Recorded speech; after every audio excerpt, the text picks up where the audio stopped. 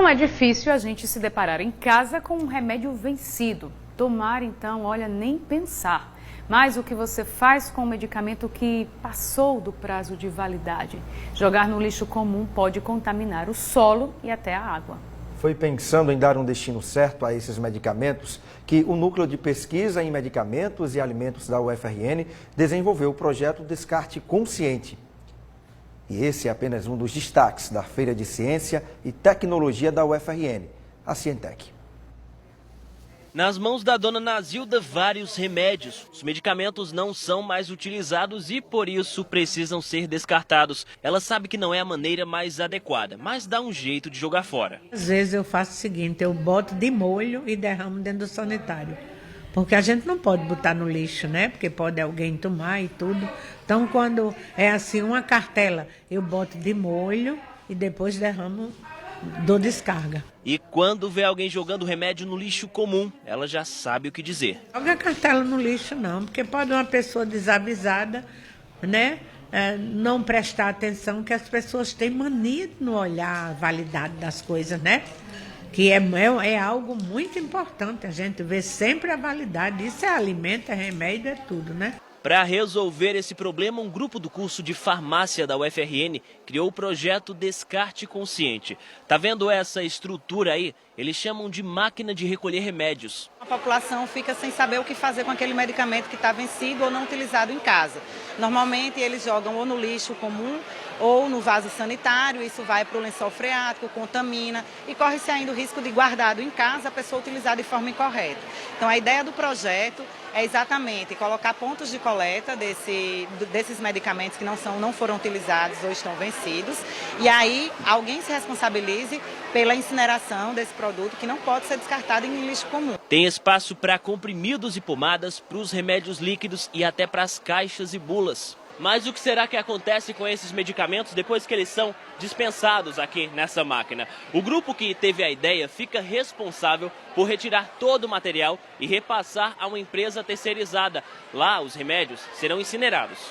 Enquanto isso, o pessoal está conhecendo a máquina de perto. É na Cientec, a maior feira de ciência e tecnologia do estado, que acontece na UFRN.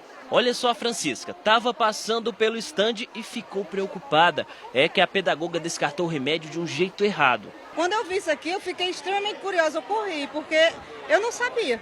Realmente, a falta de conhecimento, a falta de informação, a população erra, porque infelizmente a gente não tem o conhecimento adequado. Esse é um projeto de destaque, temos vários outros, e que é a expressão máxima da extensão universitária, que é exatamente a comunicação do que é produzido dentro da academia, da universidade, com a sociedade. Nunca é tarde para aprender a forma correta, mas tem gente que já aprende desde cedo. Nesse outro estande, o Pedro aprendia mais sobre a dengue.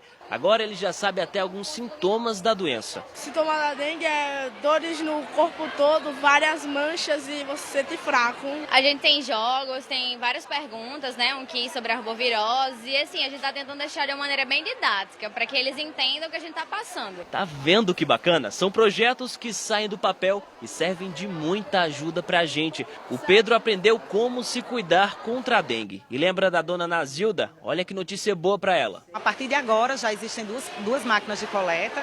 Essa máquina que vai ficar no centro de convivência e lá na Zona Norte, na farmácia do Carrefour também já tem uma máquina coletora. Muito bacana, né? Lembrando que amanhã é o último dia da Cientec, é o momento em que a universidade abre as portas para apresentar os trabalhos dos universitários. E interesse social, né? Esse, por Total. exemplo, eu também não sabia que tinha esse descarte especial para remédios que a gente realmente fica sem saber o que fazer com eles. Bom, agora a gente vai voltar a falar rapidinho sobre a licitação do transporte público, voltar a falar então com o repórter Eduardo Rodrigues, que está ao lado da secretária Alexina para falar mais detalhes sobre essa entrevista que fala da licitação, né, Eduardo?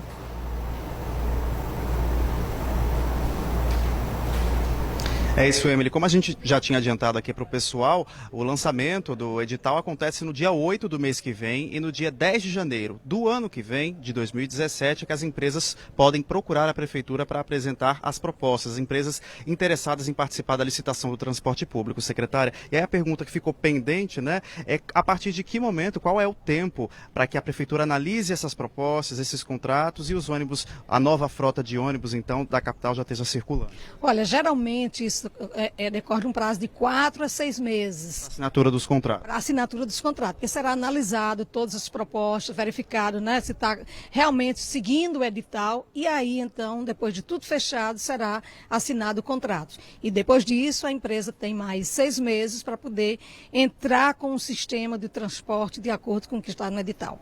Secretária, existe a possibilidade de aumento da passagem do transporte público, levando em consideração que a qualidade do transporte vai aumentar, vai ter ônibus com piso baixo, ônibus com ar-condicionado. A Prefeitura pretende aumentar a passagem? Olha, infelizmente essa informação a gente não pode dar porque faz parte do edital. A gente estaria antecipando o edital e legalmente isso não pode.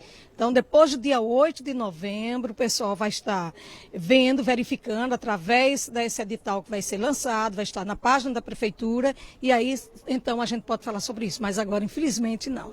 Existem algumas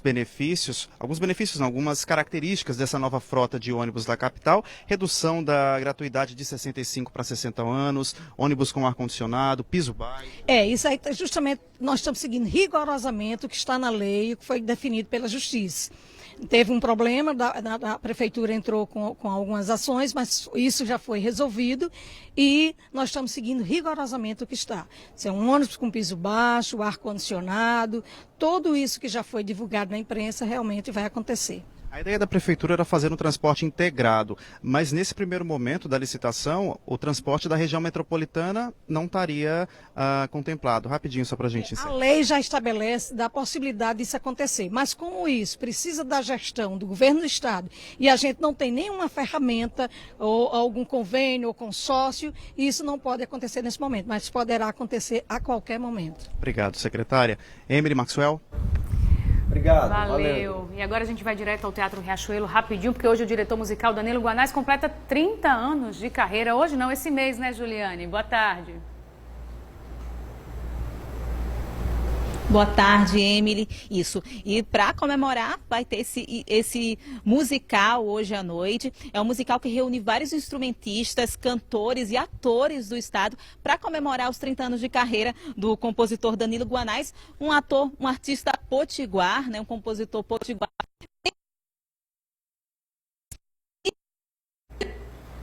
A gente teve aí um probleminha, mas a gente dá o serviço, então tá aí todo mundo convidado para esse espetáculo hoje. É de graça e é com música. Essa dica que a gente está encerrando o RNTV de hoje. 30 anos de carreira nesse mês e para comemorar vai ser dar esse presente ao público. Um espetáculo de graça hoje à noite no Teatro Riachuelo, no musical Pelas Trilhas da Vida, Música e Teatro. Se unem e contam com a presença de artistas locais. Então a gente se despede por hoje e volta amanhã ao meio-dia. Tchau, gente. Até amanhã.